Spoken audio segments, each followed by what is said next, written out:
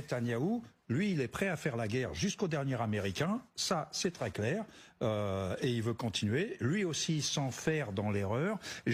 On nous a arrêtés trop tôt, on aurait dû continuer. Vous auriez fait quoi de plus? Vous auriez cassé plus de maisons, vous auriez tué plus de suppôts du régime. Qu'est-ce que ça aurait changé? Donc ils étaient à bout, en réalité, ils étaient à bout de leur plan de ciblage. C'est aussi con que ça, ils étaient à bout de cible. Et donc... Raphaël Jérusalemi, là-dessus, la réponse vue d'Israël? C'est très simple. Si à la tête de l'armée israélienne, on avait le général Yakovlev, ça ferait longtemps qu'on n'existerait plus. Et donc, ce défaitisme, c'est bien pour les gardiens de la Révolution, mais c'est pas vrai. En fin de compte, on a un immense avantage, c'est que les Iraniens s'entêtent. C'est qu'ils s'obstinent. Ils s'obstinent à vouloir continuer la guerre. C'est eux qui, comme vous l'avez dit, très justement, c'est eux qui vont décider peut-être de la terminer ou pas. Et la seule façon qu'ils puissent la terminer, c'est si les Chinois leur ordonnent de le faire.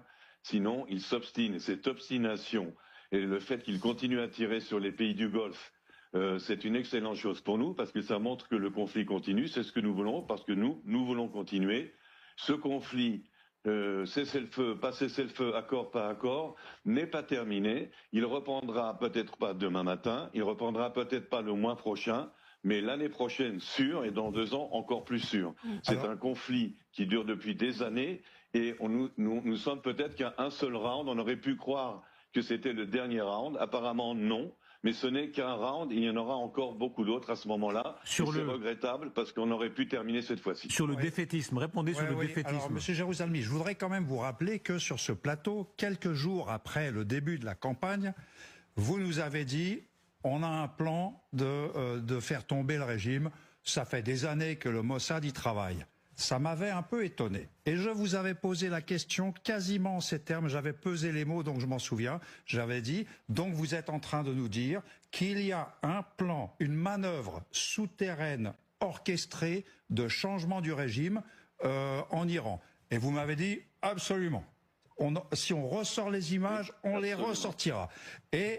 bon, et moi j'avais dit, ah bon, si vous le dites, je vous crois sur parole, je veux dire, vous êtes au contact des Israéliens, ce qui n'est pas mon cas, s'ils sont, voilà.